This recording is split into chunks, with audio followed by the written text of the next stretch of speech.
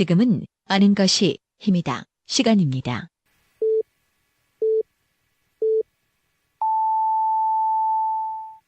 Welcome to the best podcast. Knowledge is power. 하루 7분만 투자하세요. 여러분들도 대전, 충청 지역의 전문가가 될 수 있습니다. 정 PD의 키워드로 풀어보는 뉴스. 아임 정 PD가 매일 하루에 2개씩 우리 지역의 주요 뉴스를 엄선해서 날카로운 시선으로 분석해드립니다. 지금 카카오톡에서 아는 것이 힘이다를 친구 추가하시거나 팟빵이나 유튜브, 페이스북에서 아는 것이 힘이다를 검색해주세요.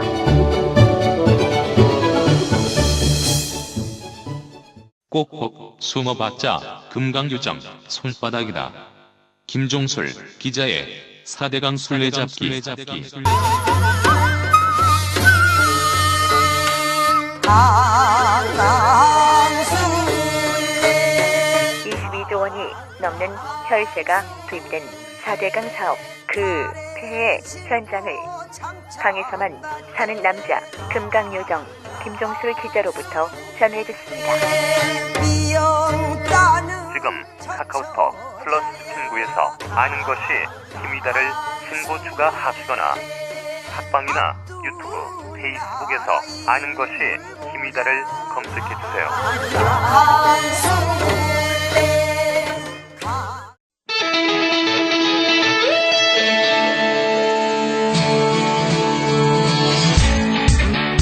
다섯 시엔 대세남은 여러분의 참여와 제보를 기다립니다. 오늘 바로 수고하셨습니다.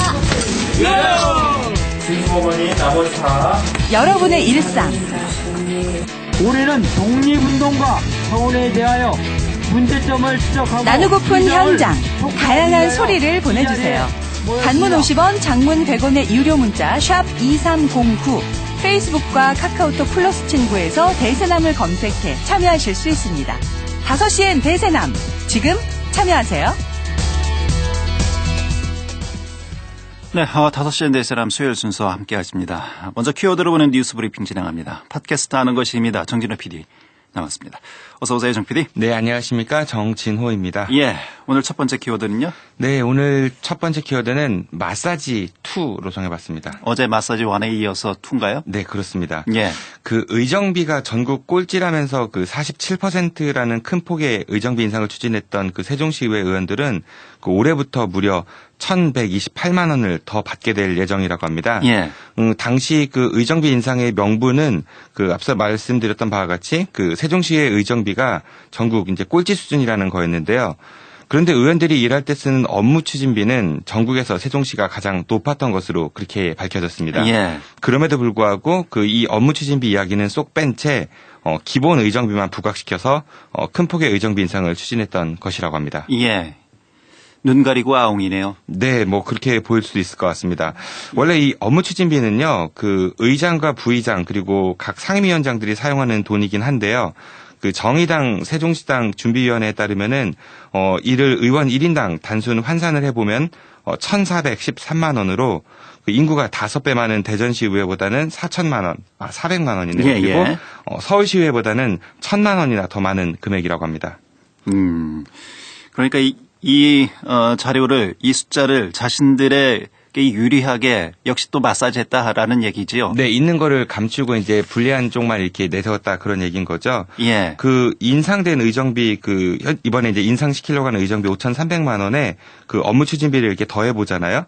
그럼 실제 세종시회가 쓸 수 있는 총액은 9개 광역시 의회 가운데 3위 수준으로 껑충 뛴다고 합니다. 예. 그 다시 말해 쓸 수 있는 돈이 다른 광역 의회보다 한참 적다는 세종시의 설명은 좀 납득이 가지 않는 구석이 있는 것 같습니다. 예. 글쎄요, 시민들을 위해서 일하겠다라는 지방의회 의원들 받은 만큼 일한다면야 누가 남을 하겠습니까? 그게 안 되니까 지금 비판의 목소리가 높은 거잖아요. 네, 그렇습니다. 근데 문제는 또 있습니다. 이 바로 업무 추진비의 쓰임새도 논란이라고 하는데요. 그 사용 내역이 공개된 지난해 업무 추진비 사용처를 좀 들여다보니까 90%가 밥값하고 선물이었다고 합니다. 예. 그마저도 외부에 쓴 게 아니라 의회 내부에서 쓰였던 것으로 밝혀졌다고 하고요. 특히 한 상임위원장 같은 경우는 지난해 1월에만 일주일에 사흘 연속 그것도 하루에 2차례씩 직원들 밥 사주는데 그 업무 추진비에 썼다고 하고요. 총 10건 중 9건이 이제 직원 밥값으로 사용했다고 합니다. 예. 이런 지적에 대해서 세종시 의회는 어떤 입장을 내놓고 있나요? 네, 이런저런 사실이 알려지는 게 부담스러웠는지 세종시의회는 의정비 인상안을 지난 낸 4일부터 오늘까지 단 엿새 동안만 입법 예고를 하고 있다고 하는데 예. 이것도 실제로 휴일을 빼면 나흘밖에 안 되는 일정입니다. 이에 대해서 세종시의 측은 이미 공청회를 통해서 시민들에게 설명도 했고 또 이 정도 기간이면은 충분히 주민에게 알린 거다 이렇게 밝혔다고 하는데요. 하지만 청와대 국민청원 게시판에는 지난달 24일 세종시의원 월정수당 인상 반대라는 청원이 지금 올라와 있는 상태라고 합니다. 예.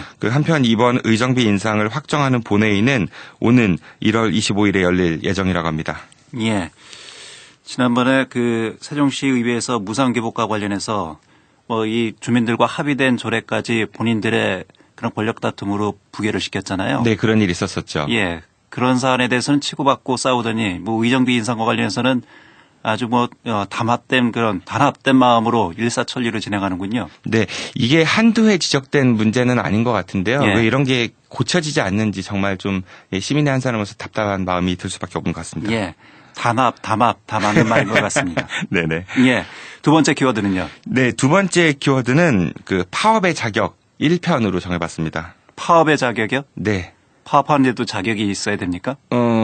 김현수 아나운서께서도 파업에 한번 해보신 적이 있으시죠? 예, 최근에? 오랫동안 했습니다. 국내 최대 규모의 KB 국민은행 노조가 어제 하루 파업에 돌입했었죠. 예. 우리 지역에서도 시중은행들 가운데 이 국민은행이 두 번째로 지점이 많다고 합니다. 이 파업으로 인해서 일부 업무 차질이 빚어져서 고객들의 불평이 여기저기서 쏟아졌다 이런 언론 보도가 많이 나오고 있습니다. 예. 당연히 이제 금융기관 대민 서비스를 하는 기관이기 때문에 파업을 하면 시민들이 불편을 겪을 수밖에 없죠.